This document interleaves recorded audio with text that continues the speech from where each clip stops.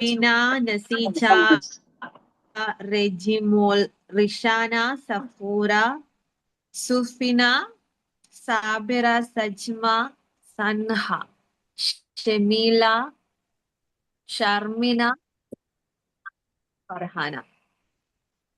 Okay, എനിക്ക് നല്ല range issue ഉണ്ട്. എന്ത് പറ്റി നിങ്ങൾക്ക് അറിയില്ല. നിങ്ങളൊക്കെ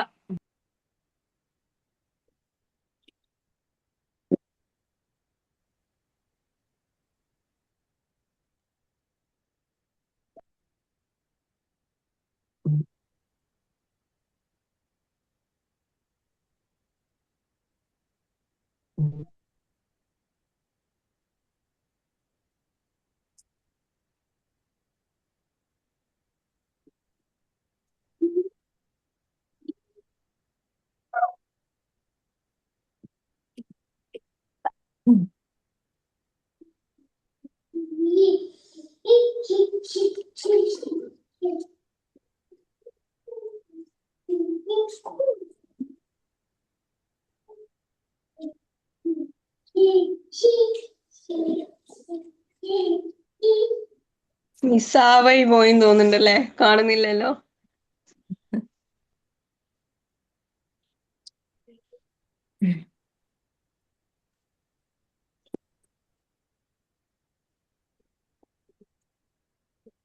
എല്ലാവർക്കും റേഞ്ച് ഇഷ്യൂ, അതുകൊണ്ട് എല്ലാവരും സൈലന്റ് ആയിട്ട് ഇരിക്കുന്നുണ്ട്.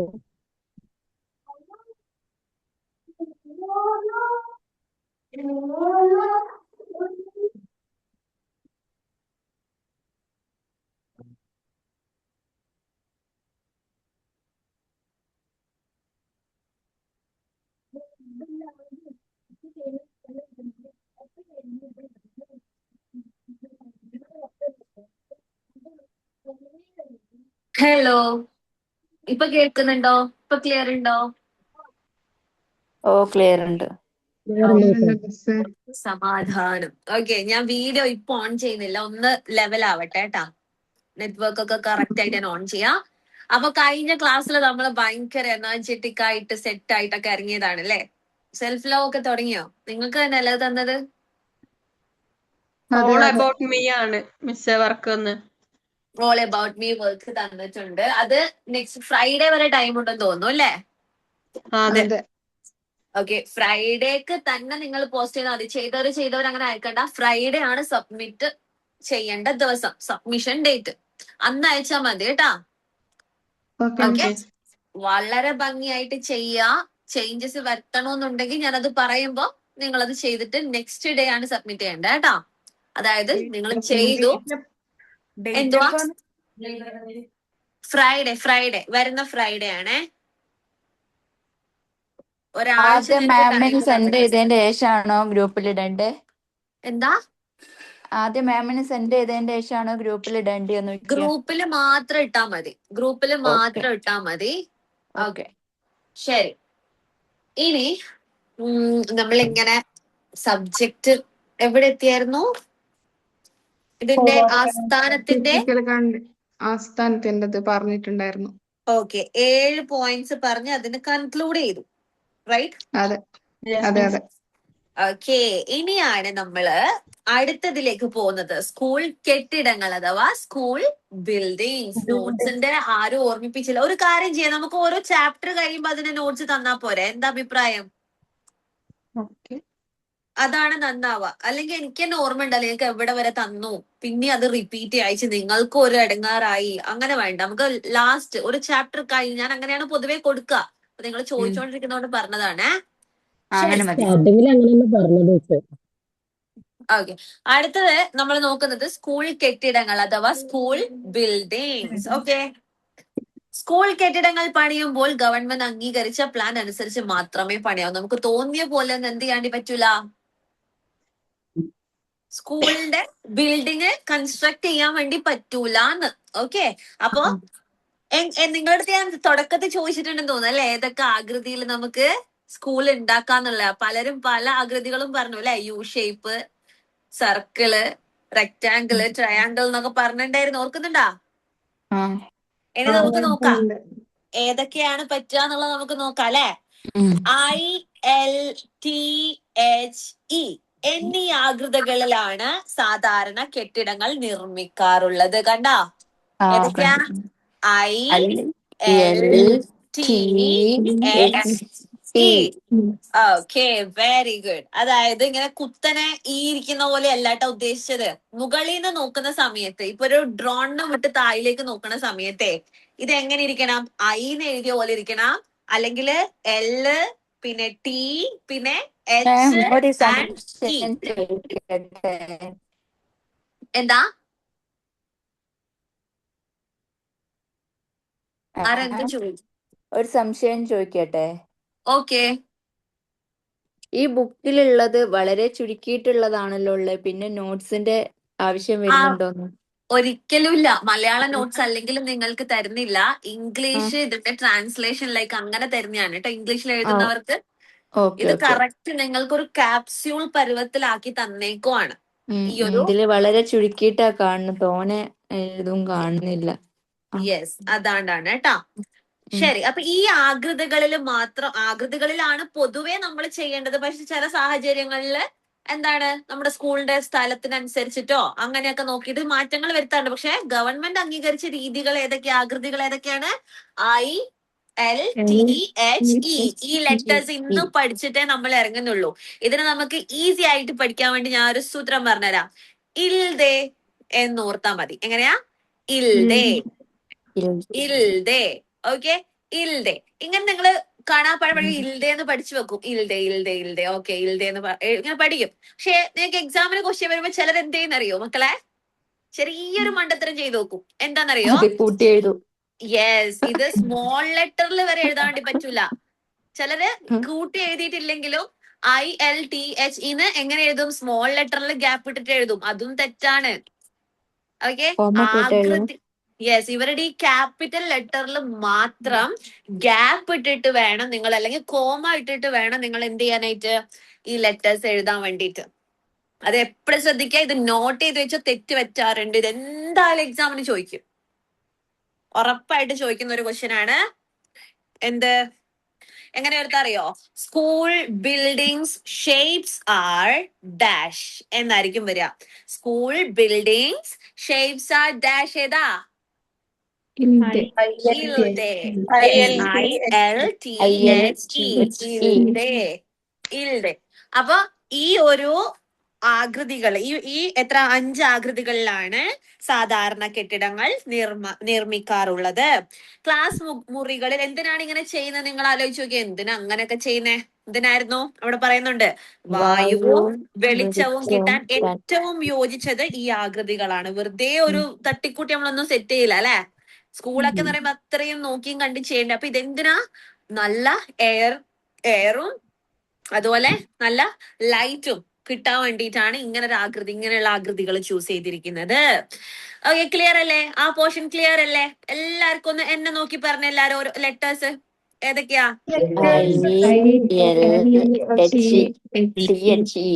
Very good. ഇത് പഠിച്ചിട്ടേ നിങ്ങൾ ഇടുന്ന് ഇറങ്ങണ്ടു കേട്ടോ. ഓക്കെ, ഇൽദേ അഥവാ ILTHE. Very good, very good. മറക്കരുത്. ഇനി അടുത്ത് നോക്കാം. വിദ്യാലയത്തിന് കെട്ടിടം പണിയുമ്പോൾ പല കാര്യങ്ങളും ശ്രദ്ധിക്കേണ്ടതിന് അടുത്ത ക്രൈറ്റീരിയാസ് ഫോർ മേക്കിംഗ് എന്താ? സ്കൂൾ ഓടാ പറഞ്ഞോ. ILTHE ഇല്ലേ, അതിന്റെ ഫുള്ള് എന്തേലും പഠിക്കാനുണ്ടോ? ഐന്റെ ഫുള്ള് ഇല്ലടാ, ഇത് അതിന്റെ ആ ഒരു ആകൃതി. എങ്ങനെയാണ് നമ്മൾ എഴുതാ? ഒരു വര. അങ്ങനെയല്ലേ? യെസ്, ഒരു വര. L എന്ന് പറയുമ്പോ എങ്ങനെയാ? ഒരു വര താഴോട്ട്, ഒരു വര കിടത്തിയിട്ടും അല്ലെ? ഇത് മുകളിൽ ലെറ്ററിന്റെ ഷേപ്പിലാണ് വരിക. യെസ്, ഇത് ഇങ്ങനെ കുത്തനെ അല്ലട്ടോ ഉദ്ദേശിക്കുന്നേ. ലൈക്ക് ഇപ്പൊ L ഇങ്ങനെ കുത്തനെ എഴുതിയ പോലെ അല്ല സ്കൂള് വേണ്ടത്. ഇതെങ്ങനെയാ ഉണ്ടാവേണ്ടത്? മുകളിൽ നിന്ന് ഒരാള് താഴേക്ക് നോക്കുന്ന സമയത്ത് ഇങ്ങനെ കിടത്തി വെച്ച പോലെ ഈ ലെറ്റേഴ്സ് ഇരിക്കണം. അങ്ങനെയാണ് ഇതിന്റെ ആകൃതി വരുന്നത്. നിങ്ങൾ എന്ത് ചെയ്യണം? ജസ്റ്റ് ഒരു രൂപരേഖ വരക്കണം. ഞാൻ എല്ലാരെ കൊണ്ട് ചെയ്യിച്ചിട്ടുണ്ട്, നിങ്ങളും അത് ചെയ്യേണ്ടതുണ്ട്. ഈ ആകൃതിയില് ഒരു സ്കൂള് നിങ്ങൾ വരക്കണം. യെസ്, ഈ ആകൃതികളില് സ്കൂള് വരക്കണം. അത് നിങ്ങളുടെ ഒരു വർക്കാണ് കേട്ടാ. ഓക്കെ, ഞാൻ ലാസ്റ്റ് തരാന്ന് കരുതിയിട്ടാണ്. ഇപ്പൊ ഏതായാലും പിന്നെ മറന്നു പോണ്ട. ഈ ആകൃതികളിൽ നിങ്ങൾ സ്കൂള് വരക്കണം. ഭയങ്കര അടിപൊളിയൊന്നും വേണമെന്നില്ല. ജസ്റ്റ് ഇതാണ് ആകൃതി എന്ന് നിങ്ങൾക്ക് മനസ്സിലാവണം. ഓക്കെ, മുകളിൽ നിന്ന് കാണുന്ന രീതിയിലോ നേരിട്ട് കാണുന്ന രീതിയിലോ ആക്കാം. പക്ഷെ മുകളിൽ നിന്ന് കാണുമ്പോൾ അത് ആ രീതിയിലായിരിക്കണം. മനസ്സിലായല്ലോ? ഓക്കെ, അടുത്തത് നമുക്ക് നോക്കാം. വളരെ ഭംഗിയായിട്ടൊക്കെ വരച്ച കുട്ടികളുണ്ട് കേട്ടോ. ഭയങ്കര ബ്യൂട്ടിഫുൾ ആയിട്ടൊക്കെ. A4 പേപ്പറിലാണോ അല്ലെങ്കിൽ ചാർട്ടിൽ തന്നെ മിസ്സേ? നമ്മൾ നോട്ടിൽ വരച്ചാൽ മതി കേട്ടോ. നോട്ടിൽ ചാർട്ട് വർക്ക് ഒന്നല്ല, നിങ്ങളുടെ ഒരു ഹോം വർക്ക് പോലെയാണേ. ഓക്കെ ഓക്കെ, ഇനി നമുക്ക് നോക്കാം എന്തൊക്കെ നമ്മൾ ശ്രദ്ധിക്കണം ഒരു കെട്ടിടം ഉണ്ടാക്കുന്ന ഇത് അടുത്ത സമയത്ത്. ക്ലാസ്സിലേക്കുള്ള വർക്ക് ആണോ? യെസ്, നെക്സ്റ്റ് ക്ലാസ്സിലേക്ക്. ഇങ്ങനെ ഹോംവർക്ക് തരുന്നേക്കാൻ നെക്സ്റ്റ് ക്ലാസ്സിലേക്ക് നിങ്ങളൊന്ന് കാണിച്ചാൽ മതി കേട്ടോ. ഓക്കെ, കെട്ടിടത്തിന് ഭംഗി മാത്രം പോരാ, ഉറപ്പും ഉണ്ടായിരിക്കണം. ഇവിടെ രണ്ട് കാര്യങ്ങളാ പറയുന്നത്. എന്തൊക്കെ വേണം അപ്പോ ഒരു ബിൽഡിങ്ങിന്, സ്കൂൾ ബിൽഡിങ്ങിന്?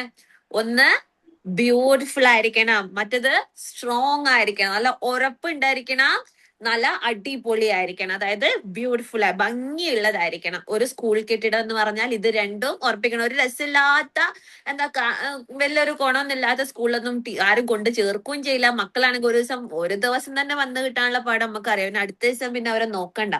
ഒരു താല്പര്യം തോന്നണം. അല്ലെങ്കിൽ ഇതിന്റെ ഭംഗിയെങ്കിലും കണ്ടിട്ട് നമ്മൾ പിന്നീട് ഒന്നുകൂടെ പറയുന്നുണ്ട്. അപ്പൊ ഒന്നാമത്തെ പോയിന്റ് എന്താണ്? കെട്ടിടത്തിന് ഭംഗി മാത്രം പോരാ, എന്തൂടെ വേണം? ഉറപ്പും കൂടെ വേണം. ഉറപ്പും കൂടെ വേണം. Very good.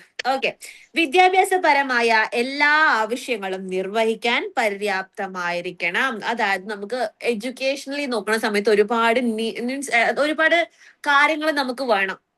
ഒരുപാട് ഫെസിലിറ്റീസ് വേണം. എന്തെങ്കിലും കറണ്ട് കിട്ടണം, വെള്ളം കിട്ടണം, അത് ഇതെന്നൊക്കെ നമ്മൾ നേരത്തെ പറഞ്ഞില്ലായിരുന്നോ? ഇതിനൊക്കെ പറ്റുന്ന ഒരു കെട്ടിടമായിരിക്കണം നമ്മൾ എടുക്കേണ്ടത്. ഇതൊക്കെ നമുക്ക് കണക്ഷനൊക്കെ കിട്ടുന്ന അങ്ങനെ ഒരു സംഭവം ആയിരിക്കണം കെട്ടിടം. അടുത്തത്, പൊതുപ്രവർത്തനങ്ങളും പഠനാനുബന്ധ പ്രവർത്തനങ്ങളും നടത്താൻ ആവശ്യമായ എല്ലാ സൗകര്യങ്ങളും വേണ്ടത്ര ലഭ്യമാക്കാൻ കഴിയുന്നതായിരിക്കണം. അതായത് ഈ ഒരു സ്കൂളിന് മീൻസ് ഇപ്പൊ ആക്ടിവിറ്റി ബേസ്ഡ് ആയിട്ടാണെങ്കിലും എല്ലാം ഈ സ്കൂളുമായിട്ട് കണക്റ്റഡ് ആയിട്ടുള്ള എല്ലാ കാര്യങ്ങളും ചെയ്യാൻ വേണ്ടി പറ്റണം. കുട്ടികളെ ഏത് തരം ആക്ടിവിറ്റീസ് ആയിക്കോട്ടെ. ഇപ്പൊ നമുക്ക് എന്താ പൊതുവായിട്ട് എന്ന് പറയുമ്പോ ഇപ്പൊ നമുക്ക് കുറെ ആൾക്കാരെ ഇൻവൈറ്റ് ചെയ്യണം, ഒരു പ്രോഗ്രാമിന് ഇൻവൈറ്റ് ചെയ്യണം, അതിനു വേണ്ട ഒരു ഹാള് വേണം അല്ലെ, ഒരു ഓഡിറ്റോറിയം വേണം. അങ്ങനെ ഇങ്ങനെയുള്ള എല്ലാത്തിനും ആവശ്യമായിട്ടുള്ള എല്ലാ സൗകര്യങ്ങളും അവിടെ ഉണ്ടായിരിക്കണം. അധ്യാപകരുടെയും വിദ്യാർത്ഥികളുടെയും ആരോഗ്യത്തെയും സുരക്ഷയെയും സംരക്ഷിക്കുന്നതാവണം. നിങ്ങൾ കേട്ടിട്ടുണ്ടാവും എന്തെങ്കിലും ഒരു പാൻഡമിക് സിറ്റുവേഷൻസ് വന്നു കഴിഞ്ഞാൽ, അതിപ്പോ എന്താ പറയാ പല ഡിസാസ്റ്റേഴ്സ് ഈ നാച്ചുറലി നമുക്കറിയാം. ഇപ്പൊ വെള്ളപ്പൊക്കം വരുന്ന സമയത്ത്, അങ്ങനെ എന്തെങ്കിലും വരുന്ന സമയത്ത് നമ്മൾ വേഗം ഒരു സുരക്ഷാ കേന്ദ്രമായിട്ട് ഓടിച്ചെന്നിരിക്കാൻ പറയുന്നത് എവിടെയാ? പലപ്പോഴും സ്കൂളുകളാണ് അല്ലെ, രക്ഷാ കേന്ദ്രങ്ങളായിട്ട്.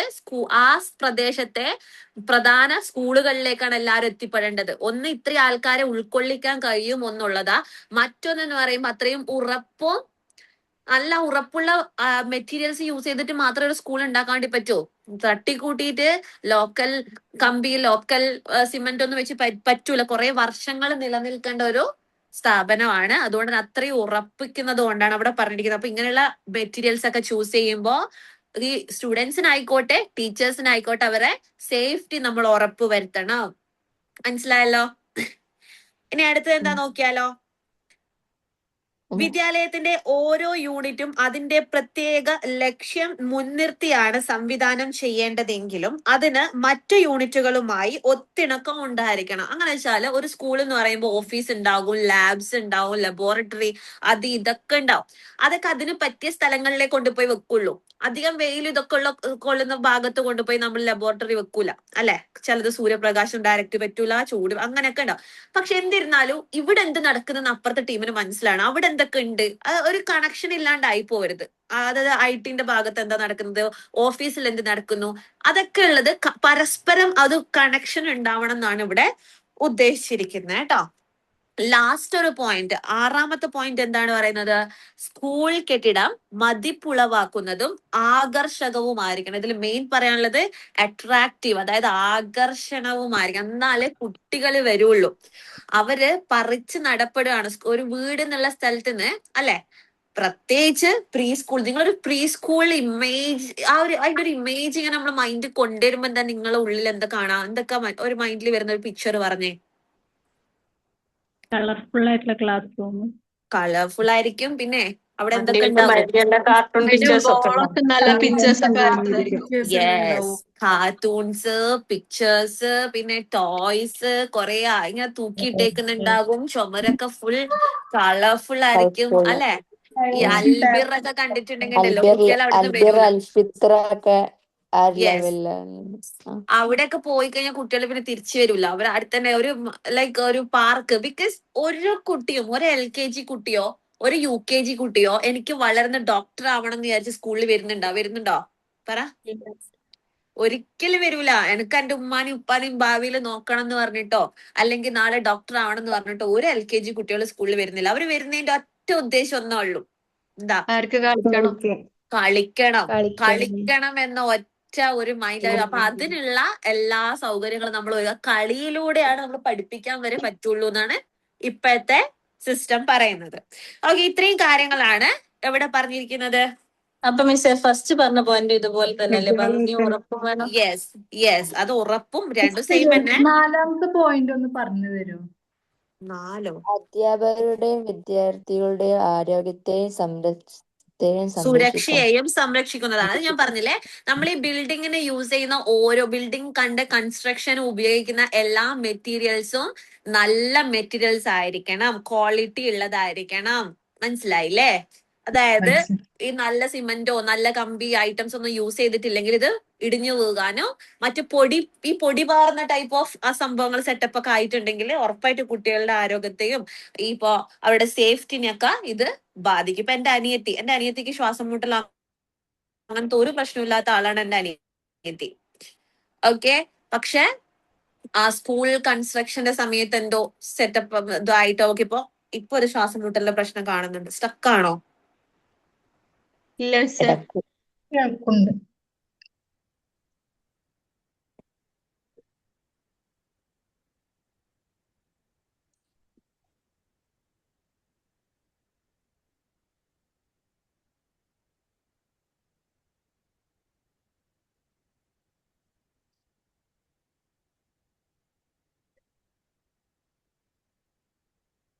സോറി, ഞാൻ പെട്ടെന്ന് ബാക്ക് പോയിട്ടോ. നെറ്റ്വർക്കിന്റെ പ്രശ്നമാണ്. ഇന്നിപ്പോ എനിക്ക് വീഡിയോ ഓൺ ചെയ്യാൻ പറ്റുമെന്ന് തന്നെ തോന്നുന്നില്ല. ഇനി നമുക്ക് നോക്കാം. അത് മനസ്സിലായല്ലോ? ആ പോയിന്റ് ക്ലിയർ അല്ലേ? ഓക്കെ, ഇനി അടുത്തത് എന്താണ്? മുറികളുടെ സംവിധാനം. ക്ലാസ് റൂംസ്, ലൈക്ക് കുറെ ക്ലാസ് റൂംസ് വേണം, എന്തിനൊക്കെ ഉള്ള റൂംസ് വേണം എന്നുള്ളതൊക്കെയാണ് ഇവിടെ പറയാൻ വേണ്ടി പോകുന്നത് കേട്ടാ. ഒരു സ്കൂൾ കെട്ടിടത്തിൽ എന്തിനൊക്കെ ഉള്ള സൗകര്യങ്ങൾ, ഏതൊക്കെ റൂമുകൾ വേണം എന്നുള്ളതൊക്കെയാണ് പറയുന്നത്. ഒരു ആധുനിക വിദ്യാലയത്തിന്റെ സാധാരണ ക്ലാസ് മുറികൾക്ക് പുറമെ വിവിധ തരത്തിലുള്ള മുറികൾ വേണ്ടിവരും. വെറും ക്ലാസ് റൂംസ് മാത്രം മതിയോ? ആധുനിക എന്ന് പറഞ്ഞാൽ നിലവിൽ ഇപ്പോഴത്തെ ഏറ്റവും പുതിയ രീതിയിൽ. ഓക്കെ, അപ്പോ ഒറ്റൊരു ഇപ്പൊ 10ാം ക്ലാസ് വരെ ആണെങ്കിൽ 10 ക്ലാസ് റൂംസ് മാത്രം മതിയോ? അവിടെ മതിയോ? ഒരിക്കലും പോരാ. പല ടൈപ്സ് ഓഫ് റൂംസ് അവിടെ ഉണ്ടാവും അല്ലെ? ലൈബ്രറി എന്ന് പറഞ്ഞിട്ടുണ്ടാകും, ലാബ് എന്ന് പറഞ്ഞിട്ടുണ്ടാകും. പറഞ്ഞേ, കുറച്ച് റൂംസിന്റെ പേര് പറഞ്ഞേ. സ്റ്റാഫ് റൂം വേണം. സിക്ക് റൂം വേണം. സ്പോർട്സ് ഐറ്റംസ് ഒക്കെ വെക്കണം. Very good. പലതരം വിഷയത്തിന്റെ ലാബുകൾ വേണ്ടി. Auditorium. Class room, office room. Very good. എല്ലാരും പറഞ്ഞോ? നിങ്ങൾ എല്ലാരും ഇടപെട്ടോ? ഇത് നിങ്ങൾക്കുള്ള ചാൻസ് ആണ്. നിങ്ങളുടെ കോൺഫിഡൻസ് ലെവലിനെ ബൂസ്റ്റപ്പ് ചെയ്യാൻ എനിക്കറിയായിട്ടാണോ ഞാൻ നിങ്ങളുടെ അടുത്ത് ചോദിക്കുന്നത്? പറഞ്ഞേ, ആണോ? അല്ല, നിങ്ങളെ മുന്നോട്ട് കൊണ്ടുവരാ, നിങ്ങൾ ഇനീഷ്യേറ്റീവ് ആയിട്ട് ഇങ്ങോട്ട് കൊണ്ടുവരാ എന്നുള്ളതാണ് എന്റെ ഏറ്റവും വലിയ ഉദ്ദേശം. ഇവിടെ വാ തുറക്കാൻ പറ്റാത്തവര് എവിടെയും വാ തുറക്കാൻ പോകുന്നില്ല കേട്ടോ. സോ പറയാ, ഞാൻ ചോദിക്കുന്നതിന് മണ്ടത്തരം പറഞ്ഞോ, പൊട്ടത്തരം പറഞ്ഞോ, ഒരു പ്രശ്നവുമില്ല, ഞാനല്ലേ. യെസ്, ടോയ്ലറ്റ് വേണം. Very good. Play room. Yes, very good. എല്ലാം പറഞ്ഞു. ഒരുപാട് റൂംസ് വേണം എന്നുള്ള ഞങ്ങൾക്ക് ഒരു ഐഡിയ കിട്ടിയല്ലോ. എന്തായാലും നമുക്ക് നോക്കാം. അതുകൊണ്ട് കെട്ടിടം പ്ലാൻ ചെയ്യുമ്പോൾ തന്നെ കിച്ചൺ വേണം. Very good. മുറികളുടെ ഓരോ പട്ടികയും ഓരോന്നിന്റെയും വിശദാംശങ്ങളും തയ്യാറാക്കണം. നമുക്ക് എത്ര റൂംസ് വേണം, അതൊക്കെ എവിടെ എങ്ങനെയൊക്കെ വേണം എന്നൊക്കെ തീരുമാനിക്കണം. അതും കൂടി വേണോ അല്ലെ? തോന്നിയ പോലെ അവിടെ ഇതാക്കി പറ്റുമോ? അതൊക്കെ നമ്മളിവിടെ പറയുന്നുണ്ട്. നമുക്ക് നോക്കാം, അവിടെ എത്തുമ്പോൾ നമുക്ക് ഡിസ്കസ് ചെയ്യാം. നോക്കാം. ക്ലാസ് മുറികൾക്ക് പുറമെ പരീക്ഷണശാലകൾ, നമ്മൾ നേരത്തെ പറഞ്ഞു അല്ലെ, ലാബ്സ് കാര്യങ്ങളൊക്കെ, ശാസ്ത്രോപകരണങ്ങളും പദാർത്ഥങ്ങളും സൂക്ഷിക്കാനുള്ള മുറി, അത് സ്പെഷ്യലായിട്ട് വേണം അല്ലെ. ചിലത് ഇരുട്ടത്ത് വെക്കേണ്ടതുണ്ടാവും, ചിലത് വെളിച്ചത്തിൽ വെക്കേണ്ടതുണ്ടാവും, അങ്ങനെ തണുപ്പത്ത് വെക്കേണ്ടതുണ്ടാവും, ചൂടത്ത് അങ്ങനെയൊക്കെ ഉണ്ടാവും. അപ്പൊ അതുകൊണ്ട് തന്നെ ആ ടൈപ്പ് ഓഫ് റൂം അത് വേറെ തന്നെ നമ്മൾ വെക്കണം. ഓക്കെ. സ്കൂൾ ഹാള് വേണം, അധ്യാപകർക്കുള്ള മുറി വേണം, പിന്നെ പ്രഥമാധ്യാപകന്റെ മുറി, അതായത് ഹെഡ് മാസ്റ്റർക്ക് ഒരു റൂം വേണം, പെൺകുട്ടികൾക്കുള്ള അതിപ്പോ വരുന്നുണ്ട്, റെസ്റ്റ് റൂം എന്നും പറഞ്ഞിട്ട് പല സ്കൂളുകളിലും ഉണ്ട് കേട്ടോ. എന്റെ അനിയത്തൊക്കെ ഇപ്പൊ എവിടെയാന്ന് പറയുന്നുണ്ട്, കിടന്നുറക്കവാന്നും പറയുന്നുണ്ട്. അതും നമ്മൾ ശ്രദ്ധിക്കണം കേട്ടാ, അതെങ്ങനെ അവർ യൂസ് ചെയ്യുന്നു എന്നുള്ള കാര്യം. ദെൻ സന്ദർശകർക്കുള്ള സ്വീകരണ മുറി, ആരെങ്കിലും സ്കൂളിൽ വിസിറ്റ് ചെയ്യാൻ വേണ്ടി വരും, വലിയ വലിയ ആൾക്കാരൊക്കെ അല്ലെ, അവർക്ക് പ്രത്യേകം റൂം വേണം, ഓഡിറ്റോറിയം വേണം, ഭക്ഷണ ഹാള്, മൂത്രപ്പുരകൾ തുടങ്ങിയവ ആവശ്യങ്ങൾക്കുള്ള സ്ഥല സൗകര്യങ്ങളും വേണ്ടി വരും. ഇതൊക്കെ സെറ്റ് ചെയ്യാനുള്ള സ്ഥല സൗകര്യം ഈ കെട്ടിടത്തിൽ വേണം. മനസ്സിലായോ? ക്ലിയർ അല്ലേ? ക്ലിയർ. യെസ്. ആസൂത്രണം ചെയ്യുമ്പോൾ തന്നെ പരസ്പരം ബന്ധപ്പെട്ട വിഷയങ്ങളുടെ പഠനത്തിനുള്ള മുറികൾ അടുത്തടുത്ത് വരാൻ ശ്രദ്ധിക്കണം. അത് മനസ്സിലായോ? അതായത് ഇപ്പോ ഈ പദാർത്ഥങ്ങളൊക്കെ യൂസ് ചെയ്യുന്ന റൂം ഒരു സ്ഥലത്ത്, ഓക്കെ, പിന്നെ അങ്ങ് കുറേ ദൂരെ കൊണ്ടുപോയിട്ട് അതിന്റെ ലാബ് വെക്കാൻ വേണ്ടി പറ്റുമോ? ഇല്ല, അതടുത്ത് വരണം. അതുപോലെ തന്നെ ഇപ്പോ ഐ ടി എന്ന് പറയുന്നത് കുട്ടികൾക്ക്, ഇപ്പൊ കമ്പ്യൂട്ടർ ക്ലാസ് എന്ന് പറയുന്നത് ഉറപ്പായിട്ടും ഹൈസ്കൂളിന്റെ അടുത്തൊക്കെ ആയിരിക്കും നമ്മൾ വെക്കേണ്ടത്. അല്ലാണ്ട് യുപിന്റെ അടുത്ത് കൊണ്ടുവച്ചിട്ട് വലിയ കാര്യമില്ല. ഹൈസ്കൂളിലുള്ള കുട്ടികൾക്കാണ് കൂടുതൽ അത് ആവശ്യം വരിക. അതുപോലെ LKGന്റെ അടുത്ത് കൊണ്ടുപോയിട്ട് IT റൂം വെച്ചിട്ട് കാര്യമില്ല.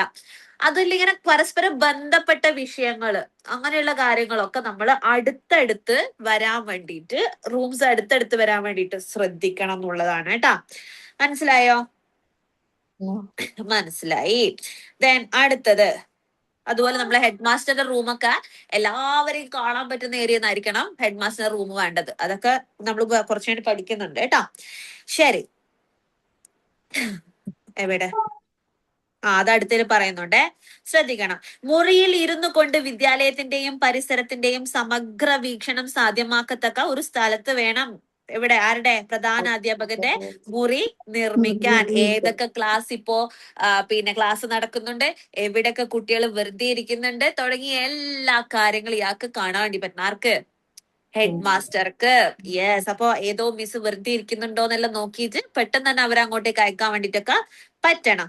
അടുത്ത എന്താണ്, അധ്യാപകർക്കും കുട്ടികൾക്കും ആൺകുട്ടികൾക്കും പെൺകുട്ടികൾക്കും പ്രത്യേകം ടോയ്ലറ്റുകൾ നിർമ്മിക്കണം. അതൊക്കെ ഉണ്ടല്ലേ പൊതുവെ ടീച്ചേഴ്സിന് എന്ന് പറഞ്ഞാൽ എപ്പോഴും ലോക്ക് ചെയ്തിട്ടുള്ള ഒരു ബാത്റൂം ആണ് അല്ലെ.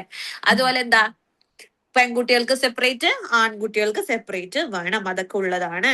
അടുത്ത എന്താ, ക്ലാസ് മുറികൾ, ഗ്രന്ഥശാല, പരീക്ഷണശാല തുടങ്ങിയവയ്ക്ക് പുറമെ വിദ്യാലയം കാര്യക്ഷമമാക്കുവാൻ ആവശ്യം വേണ്ട ഓഫീസ് സൗകര്യവും ഏർപ്പെടുത്തേണ്ടതാണ്. ഒരു ഓഫീസ് റൂം എന്തായാലും വേണം. ഫയലുകൾ ചിട്ടയായി സൂക്ഷിക്കാൻ പറ്റിയ ക്യാബിനുകളും റാക്കുകളും ഓഫീസിൽ ഉണ്ടായിരിക്കണം. ഒരുപാട് ഫയൽസ് ഉണ്ടാവുമല്ലോ. നമ്മളൊരു സ്കൂൾ എന്ന് പറയുമ്പോൾ തന്നെ നമ്മുടെ മൈൻഡിൽ വരുന്ന ഒരുപാട് ഫയൽസ് കാര്യങ്ങൾ. ഒരു ഓഫീസ് റൂം ഒക്കെ ആലോചിച്ച് നോക്കുമ്പോൾ നമുക്കറിയാം അല്ലെ. അപ്പൊ അവിടേക്ക് എന്ത് വേണം, അതൊക്കെ ഒതുക്കി അടുക്കും ചിട്ടയോടെ വെക്കാൻ പറ്റിയ റാക്ക് വേണം, പിന്നെ നല്ല ക്യാബിനുകളൊക്കെ വേണം. പിന്നെന്താ, രഹസ്യമായ കടലാസുകൾ സൂക്ഷിക്കുന്നതിനുള്ള സ്റ്റീൽ അലമാരയും ഭദ്രമായി സൂക്ഷിക്കുന്നതിനുള്ള ഒരു ചെറിയ സേഫും ആവശ്യമാണ്. എന്തിനാണ് സ്റ്റീൽ അലമാര? എന്തിനാണ്? കേട് വരാണ്ടൊക്കെയാണ്. യെസ്, ചിതലരിക്കാതെ നോക്കാം. പലതും പേപ്പേഴ്സ് ആയിരിക്കും, ഉറപ്പായിട്ടും പലതും പേപ്പേഴ്സ് ആയിരിക്കും. അപ്പൊ മറ്റ് ഇങ്ങനെയുള്ള ജീവികൾ, നശിപ്പിക്കുന്ന ജീവികളൊന്നും ഉള്ളിൽ കിടക്കാണ്ട് ചാൻസ് വരൂല ചിതലിരിക്കാനായിട്ട്. യെസ്, ചിതലരിക്കുന്ന പോലുള്ള പ്രശ്നങ്ങൾ ഒഴിവാക്കാൻ വേണ്ടിയിട്ടാണ് സ്റ്റീൽ അലമാര. സേഫ് എന്ന് പറഞ്ഞാൽ എന്താന്ന് വെച്ചാൽ ലോക്കറാണ്. പല പൈസകളായിക്കോട്ടെ, സീക്രട്ട് ആയിട്ടുള്ള കുറച്ച് മീൻസ് ഇതിന്റെ ഈ നമ്മള് ഇത് വാങ്ങിയിട്ട് ആധാരം അത് ഇത് എന്നൊക്കെ പറഞ്ഞിട്ട് സ്കൂളിനും പല അങ്ങനെയുള്ള പേപ്പേഴ്സ് ഉണ്ടാവും. അതൊക്കെ അവിടെ വരവ് ചെലവ് അത് ഇതെന്നൊക്കെ പറഞ്ഞിട്ടുള്ള കാര്യങ്ങളൊക്കെ സൂക്ഷിക്കാനായിട്ട് പ്രത്യേകം ലോക്കർ അഥവാ സേഫും നമുക്ക് അത്യാവശ്യമാണ്. ഇത്രയും കാര്യങ്ങളാണ് നമുക്ക് എന്തിനു ശ്രദ്ധിക്കേണ്ടത്. ഒരു ക്ലാസ് റൂംസ് ഉണ്ടാക്കുന്ന സമയത്ത് നമ്മൾ ശ്രദ്ധിക്കേണ്ടത്. ഇനി ക്ലാസ് മുറികൾ എന്ന് പറയുമ്പോൾ ഒരു ക്ലാസ് റൂം ഉണ്ടാക്കുമ്പോൾ നമ്മൾ എന്തൊക്കെ ശ്രദ്ധിക്കണം എന്നുള്ളതാണ് ഇനി പറയാൻ വേണ്ടി പോകുന്നത്. ഓക്കെ, ഒരു ക്ലാസ് റൂം കേട്ടോ. പ്രീ സ്കൂളിലെ പ്രധാന പരിപാടികൾ 3 മുറികളെ കേന്ദ്രമാക്കിയാണ് നടത്തുന്നത്. ഇത് പ്രീ സ്കൂളിനെ കൊണ്ടാണ് പറയുന്നത്. 3 മുറികൾ ഏതൊക്കെയാ? ഒന്ന് പ്രവർത്തന മുറി, മറ്റൊന്ന് പൊതുമുറി, ഒന്ന് അടുക്കള.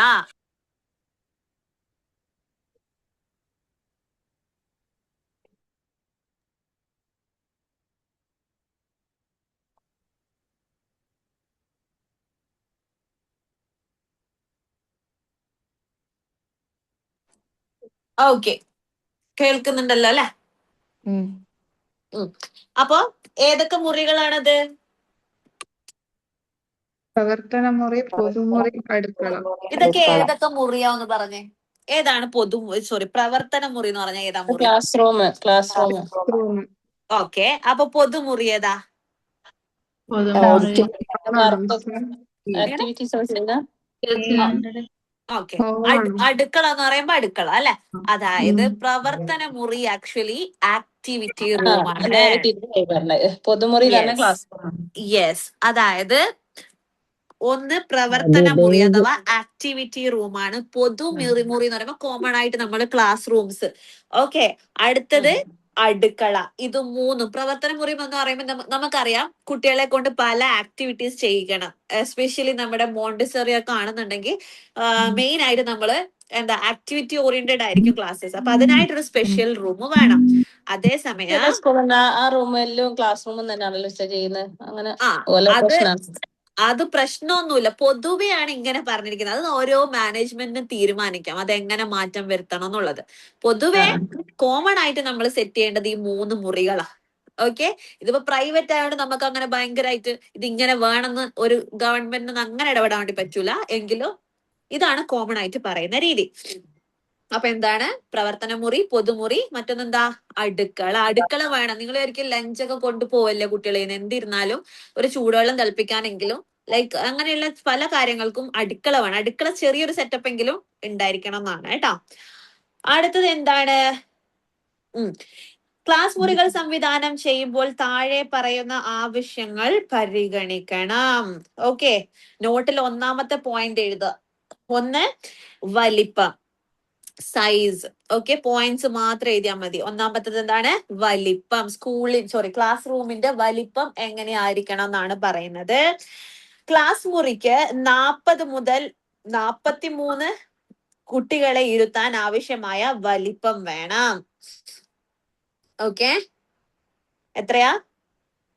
40 മുതൽ 43 കുട്ടികളെ ഇരുത്താനുള്ള വലിപ്പം. യെസ്, അതായത് പക്ഷെ 40-43 കുട്ടികൾ ഉണ്ടാവും ഒരു ക്ലാസ്സില്? ഇല്ല, ഒരിക്കലും ഇല്ല. 25 മുതൽ 30 കുട്ടികൾ വരെ ആയിരിക്കും ഒരു ക്ലാസ് റൂമിൽ ഉണ്ടാവുക. അപ്പൊ പക്ഷെ അത്രയും വലിപ്പം വേണം. എന്തിനാ? ഇവർക്ക് ചാടി കളിക്കാനുള്ള ഏരിയ ഇടുക്കം പാടില്ല. അതിനാണ് ഈ 40 മുതൽ 43 എന്ന് പറയുന്നത് കേട്ടാ. ഓക്കെ, വേണം. ക്ലാസ് മുറിയുടെ വിസ്തീർണം 20x20 ആയിരിക്കണം. 20 അടിയോ ആ രീതിയിൽ എങ്ങനെയായിരിക്കും? നിങ്ങൾ ഇത് 20x20 എക്സാമിന് ഉണ്ടാവുമോ ഇതിന്റെ വിസ്തീർണൊക്കെ എഴുതാൻ? ഇല്ല, അങ്ങനെ ഉണ്ടാവില്ല. പക്ഷെ എങ്ങനെ ഉണ്ടാവും അറിയോ? ഈ 5 പോയിന്റ്സ്, 5ആണോ 6ആണോ? 6 മറ്റേത് പോയിന്റ്സ്. ഉണ്ടാവൂലേ സ്കൂളിന്? ഓരോ സ്കൂൾ എടുക്കാൻ എത്ര സ്ഥലത്തിന്റെ ഇത് കണക്ക് പറഞ്ഞിട്ടുണ്ടായിരുന്നല്ലോ മുന്നേ.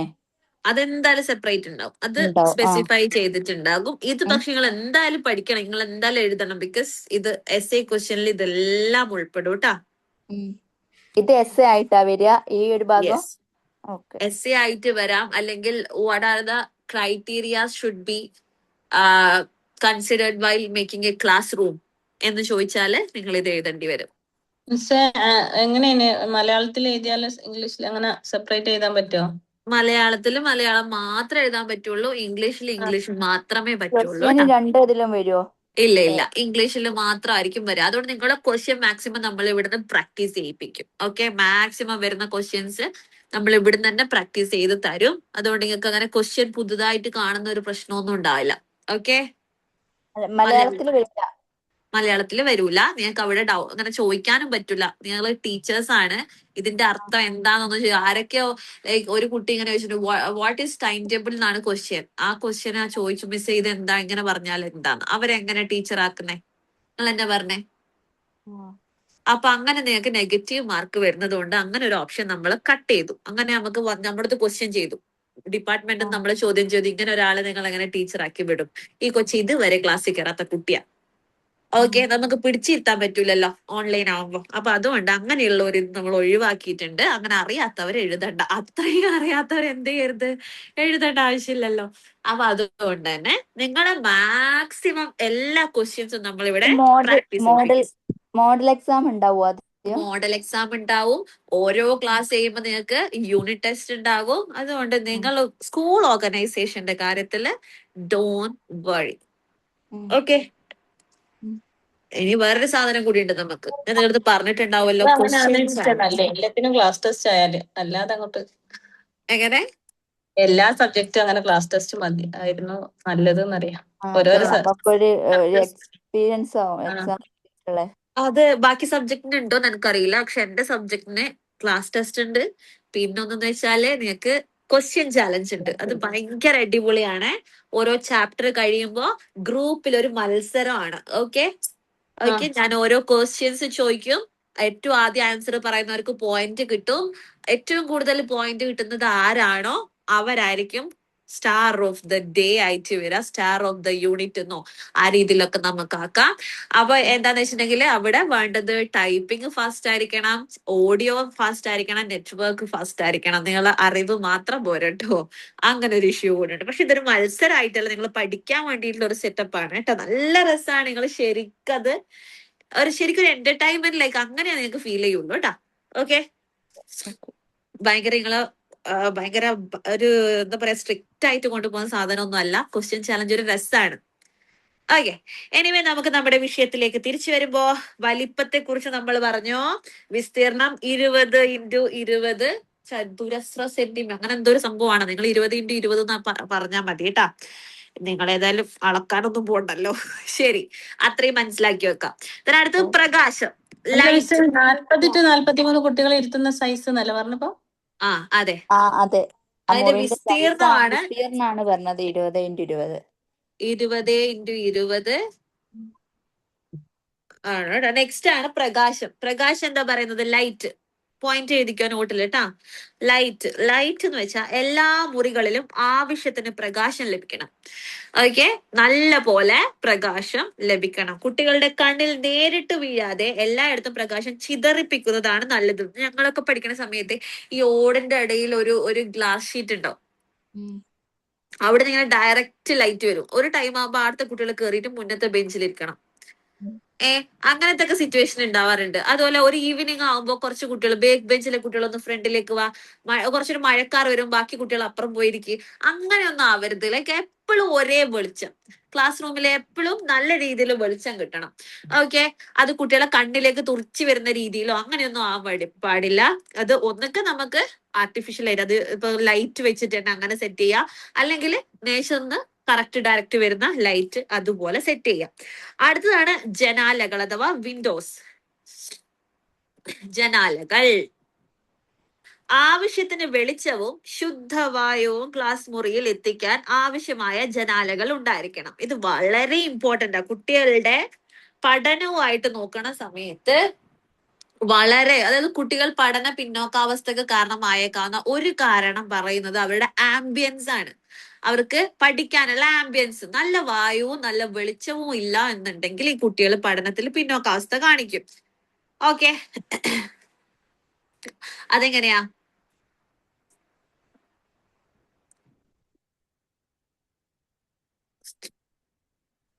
നമുക്ക് തന്നെ നിങ്ങൾ തന്നെ ഒരു ഇരുട്ട്, വലിയ ലൈറ്റ് ഒന്നും ഇല്ലാത്തൊരു റൂം. ഓക്കെ, അതുപോലെ ഒരു ശ്വാസം മുട്ടുന്ന ടൈപ്പ് ഓഫ് ഒരു റൂമിൽ കൊണ്ടുപോയി ഇരുത്തിട്ട് പഠിക്കുന്ന പറഞ്ഞാൽ നമുക്ക് ഒരു ബുദ്ധിമുട്ട് തന്നെയായിരിക്കും. ഒരു താല്പര്യം, നോർമൽ നല്ലോണം പഠിക്കുന്ന കുട്ടി കുറച്ചുകൂടി ഡിമായിട്ടായിരിക്കും പഠിക്കുക, കുറച്ചുകൂടി കുറഞ്ഞിട്ടായിരിക്കും പഠിക്കുക. അതുകൊണ്ട് തന്നെ ഇതൊക്കെ വളരെ ഇമ്പോർട്ടന്റ് ആണ്. അവയുടെ മൊത്തം വിസ്തീർണം തറ വിസ്തീർണത്തിൽ 1/5 കുറയാൻ പാടില്ല. ഈ ജനലുകള് മൊത്തത്തിൽ ജനലുകളുടെ ഇത് നോക്കാന്നുണ്ടെങ്കിൽ, വിസ്തീർണം നോക്കാന്നുണ്ടെങ്കിൽ നമ്മൾ നേരത്തെ പറഞ്ഞതിന്റെ 1/5 കുറയാൻ വേണ്ടി പാടില്ല എന്നാ പറയുന്നത്. അപ്പൊ അത്യാവശ്യം ജനലുകൾ വേണം. എന്നാൽ നിറച്ചും ജനലാക്കാനൊന്നും പറ്റില്ല കേട്ടോ. അത്യാവശ്യം ജനലുകൾ വേണം. അടുത്തതാണ് വായുപ്രവാഹം അഥവാ കാറ്റ്, എയർ ഫ്ലോ.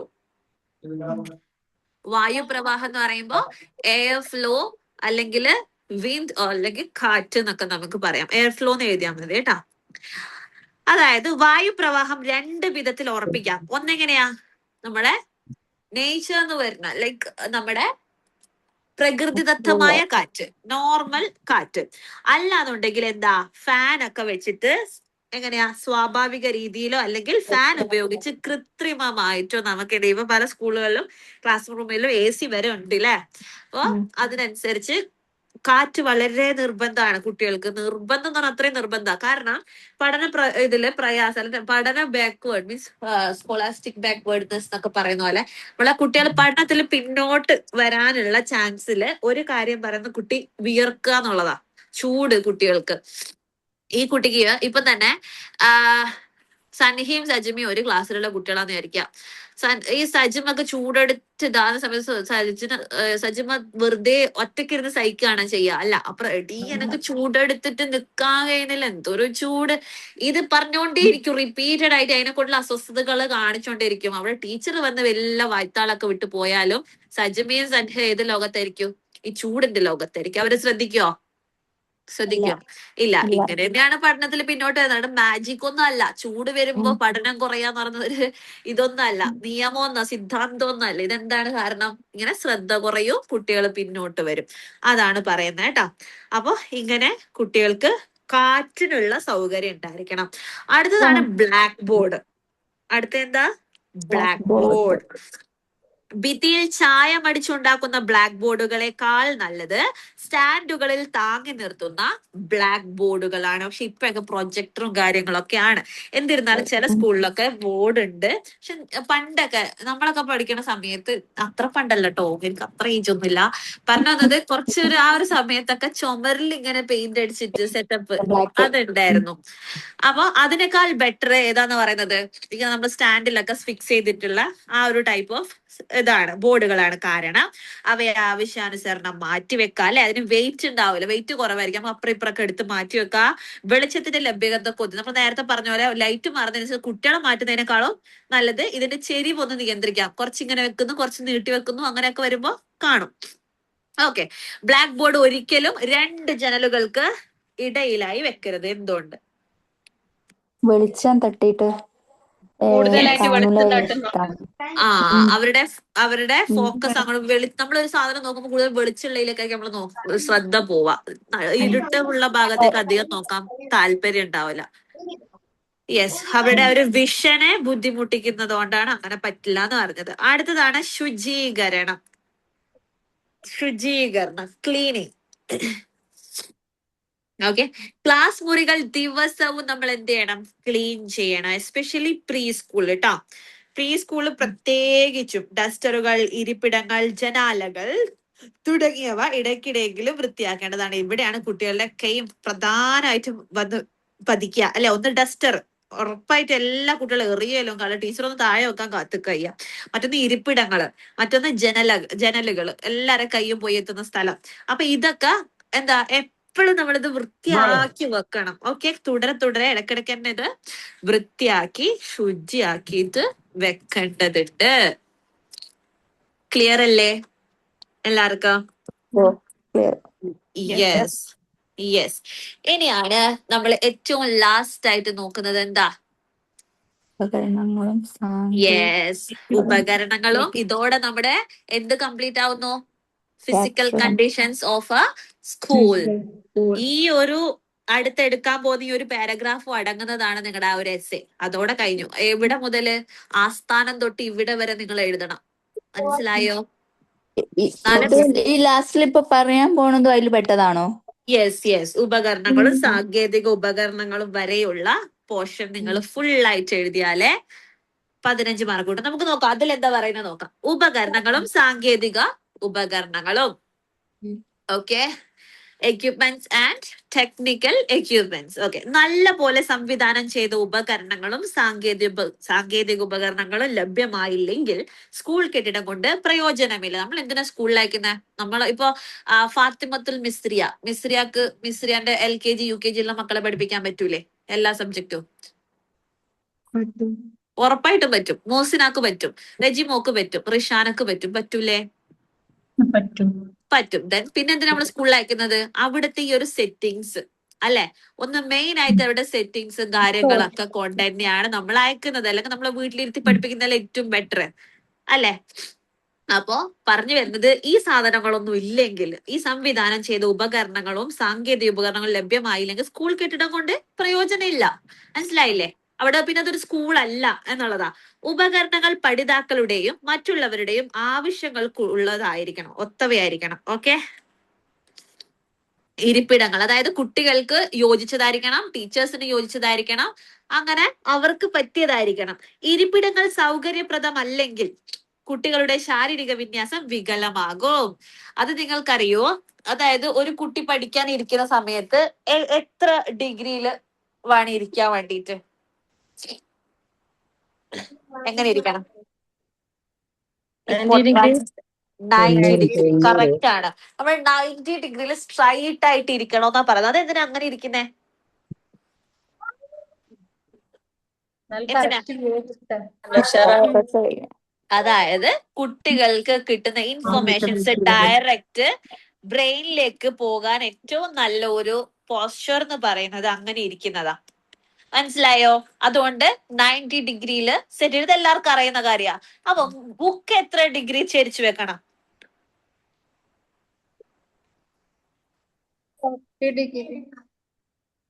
40. 45 ഡിഗ്രിയിലാണ് നമ്മള് ബുക്ക് ചരിച്ചു വെക്കണം. ആരാ 40 പറഞ്ഞ ആളാരാ? ഞാനാണ് എങ്ങനെ അറിയാ? പറഞ്ഞു നോക്കി, എറിഞ്ഞു നോക്കിയതല്ലേ? ശരി.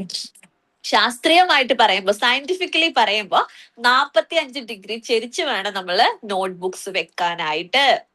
മനസ്സിലായോ? ഓക്കെ.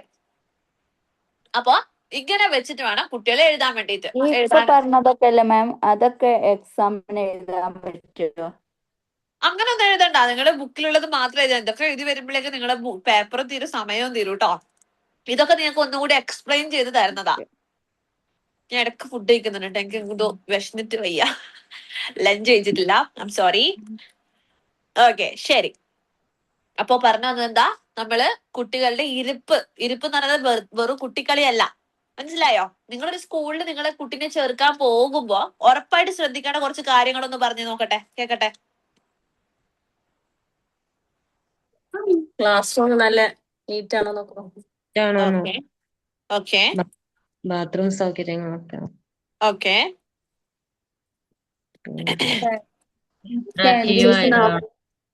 ടീച്ചേഴ്സിനെ നോക്കണം. ഓക്കെ.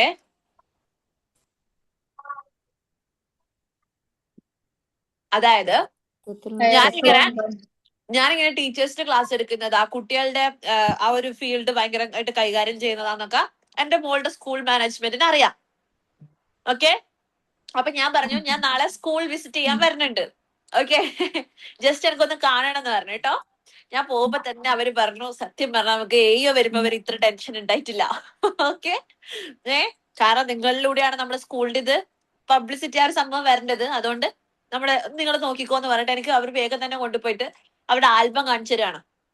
ഇവിടെ ഇത്ര ശതമാനം കുട്ടികൾ അങ്ങനെ, ഇത്ര ശതമാനം അത് ഇത് എന്നൊക്കെ പറഞ്ഞിട്ട് ഞാൻ പറയാം എനിക്ക് ഇതൊന്നും കാണണ്ട.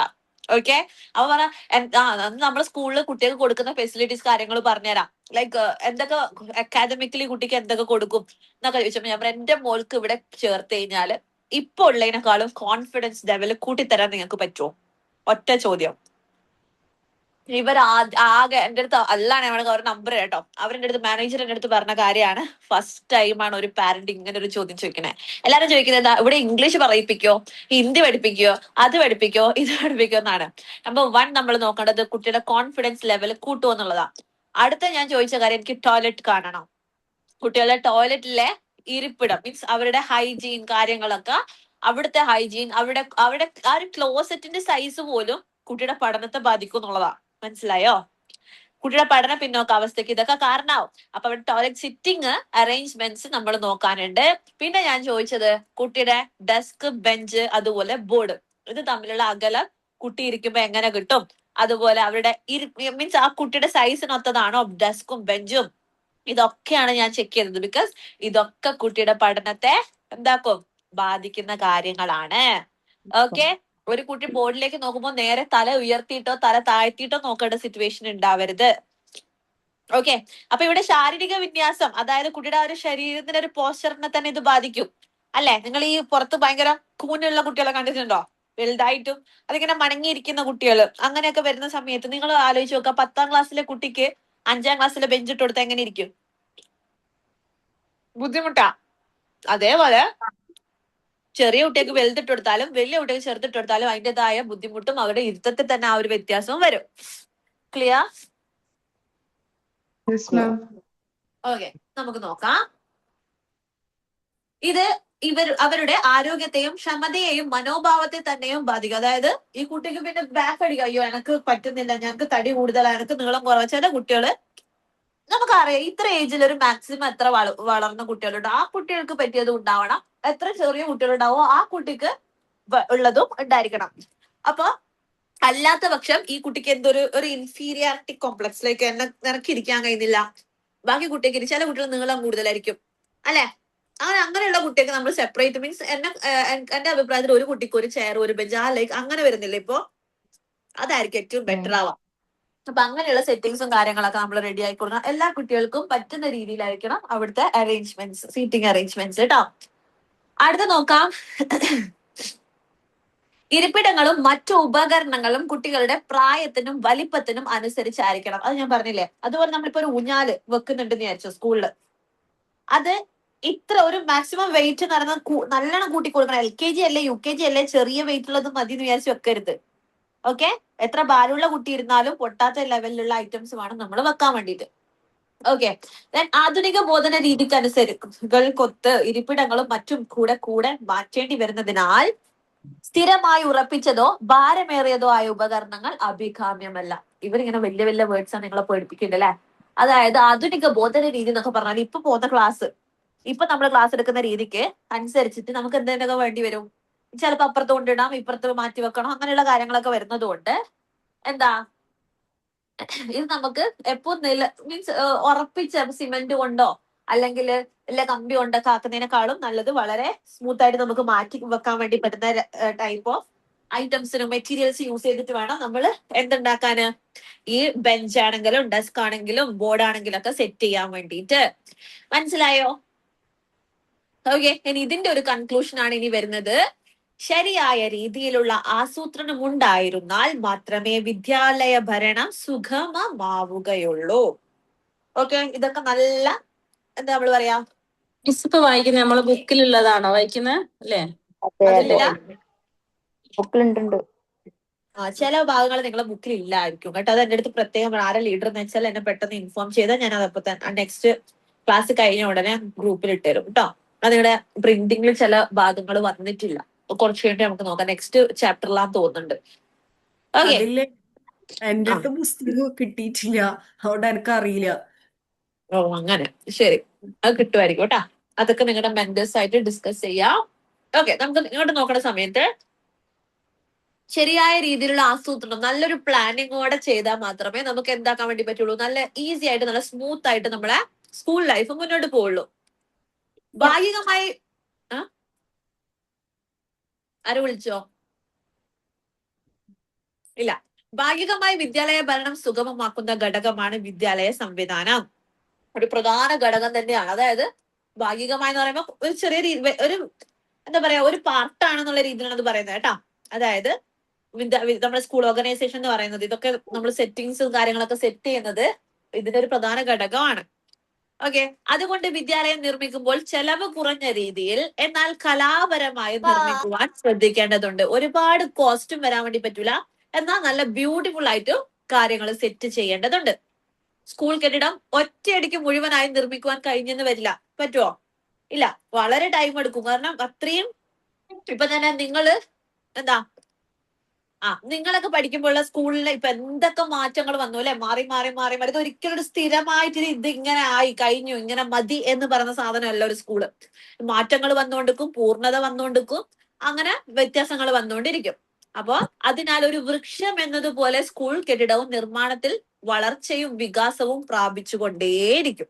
ഇതിങ്ങനെ മാറ്റം വന്നുകൊണ്ടേയിരിക്കും. ഇപ്പൊ നിങ്ങളൊക്കെ പണ്ട് പഠിച്ച സ്കൂളിലൊക്കെ പറയും ഇത് ഞാൻ പഠിച്ച സ്കൂൾ തന്നെയാണെന്ന് തോന്നലില്ലേ? അതൊരുപാട് വികസിച്ചതാണ്. മനസ്സിലായോ? ഇത്രയുമാണ് നമ്മുടെ ചാപ്റ്റർ. എല്ലാവർക്കും ഇഷ്ടമായോ നമ്മുടെ ചാപ്റ്റർ? മൊത്തം കേട്ട് കഴിഞ്ഞപ്പോ ഒരു സ്കൂൾ ഉണ്ടാക്കാൻ തോന്നുന്നുണ്ടോ? നോട്ട്സ് ഇൻഷാ അല്ലാഹ് വിചാരിക്കുന്നുണ്ട്. ഓക്കെ, കിൻഡർ എന്തായാലും ഗാർഡൻ സ്കൂളൊക്കെ ഉണ്ടാക്കും. ഒരു ചാപ്റ്റർ ambition ഉണ്ട്. കഴിഞ്ഞോ? എങ്ങനെ? ചാപ്റ്റർ കഴിഞ്ഞു.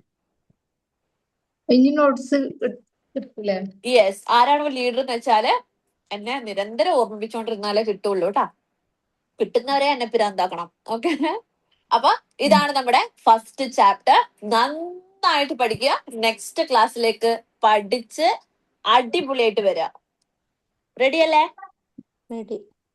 Ready. ഓക്കെ. അപ്പൊ ഓൾ ദി വെരി ബെസ്റ്റ്. ആരാണ് ഇന്ന് ഈ അടുത്ത എക്സാമിൽ എനിക്ക് മനസ്സിലാവും നിങ്ങൾ ഓരോ ആൾക്കാരെ. എക്സാം അറ്റൻഡ് ചെയ്യേണ്ടത് വളരെ നിർബന്ധമാണ്. നിങ്ങളുടെ സി മാർക്ക് നെക്സ്റ്റ് ക്ലാസ്സിൽ തന്നെയാണ് എക്സാം? നെക്സ്റ്റ് ക്ലാസ്സിൽ തന്നെ? നെക്സ്റ്റ് C ക്ലാസ്സിലാണ് മാർക്കിലേക്ക് എക്സാം വരുന്നതാണോ? വരിക. എങ്ങനെ? C മാർക്കിലേക്ക് വരുന്നതാണോ?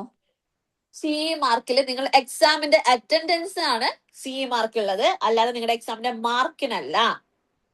നിങ്ങൾക്ക് ഇനി 0 മാർക്കാണ് അല്ലെങ്കിൽ 1 മാർക്കാണെന്ന് വിചാരിക്കുക. 1 മാർക്കേ ഉള്ളൂ, പക്ഷെ നിങ്ങൾ അറ്റൻഡൻസ് അറ്റൻഡ് ചെയ്തിട്ടുണ്ടെന്ന് വിചാരിക്കുക. അപ്പൊ നിങ്ങൾക്ക് സിയിൽ മാർക്ക് ഉണ്ടാവും. ഓക്കെ. അറ്റൻഡ് ചെയ്തില്ല എങ്കിൽ നിങ്ങളുടെ ആ ഒരു കോളം 0 ആയിരിക്കും. ഓക്കെ. നിങ്ങൾക്ക് എത്ര മാർക്ക് കിട്ടി എന്നുള്ളതല്ല, പങ്കെടുക്കുന്നതിലാണ് കാര്യം. അതല്ല, ഇന്ന് തന്നെ നോട്ടിൽ ചോദിക്കണോ? പിന്നെ ഇന്ന് ചോദിക്കണം, നാളെ ചോദിച്ചാൽ മതി. ശരി, അപ്പൊ ഇന്നത്തെ സെഷൻ നമുക്ക് വൈൻഡ് അപ്പ് ചെയ്യാം. Anyway, thank you so much guys. Good night all. മിസ്സേ, ഓ, താങ്ക് യു മിസ്.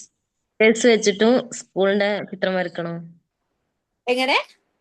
ഈ 5 ലെറ്റേഴ്സ് വെച്ചിട്ടും സ്കൂൾ ബിൽഡിങ്ങില് ഹോംവർക്ക് ആണ് പറഞ്ഞത്. യെസ്. അത് വലിയ സ്കൂളൊന്നും വരക്കണ്ട, ഒരു കുഞ്ഞ് എനക്ക് ആകൃതി കിട്ടിയാ മതി കേട്ടോ. ഈ 5 ലെറ്റേഴ്സ് വെക്കണം. Yes yes. ഓക്കെ. ഈ മാസം ഇനി ക്ലാസ് ഇല്ലല്ലോ. അപ്പൊ അടുത്ത ക്ലാസ്സിന് മുമ്പായിട്ട് നോട്ട് വാങ്ങണം, എന്നിട്ട് എക്സാമിന് പഠിക്കണം. അങ്ങനെയാണോ? യെസ്. അടുത്ത ക്ലാസ്സിൽ എന്തായാലും എക്സാം ഉണ്ട്. നിങ്ങൾ പഠിക്കാണ്ടിരിക്കോ ചെയ്തോ? അല്ല, അപ്പൊ ഇപ്പൊ അടുത്ത തന്നെ നിങ്ങളങ്ങനെ ഇതാക്കണല്ലോ, നോട്ട് അതെ. കിട്ടണ്ടേ? നോട്ട് നാളെ തന്നെ സെറ്റ് ചെയ്തരാം കേട്ടോ. ഓക്കെ. ഫസ്റ്റ് നോട്ട് എനിക്ക് കമ്പനി തന്ന നോട്ടാ. അത് കറക്റ്റ് ഒരു ട്രാൻസ്ലേഷനിലേക്ക് അങ്ങനെയാണ് ഉള്ളത്. രണ്ടാമത്തെ ചാപ്റ്റർ തൊട്ട് ഞാൻ തന്നെ ക്രിയേറ്റ് ചെയ്തതാണ് കേട്ടോ. ഓക്കെ. അപ്പൊ bye. Good night all. Thank you, Miss. Welcome.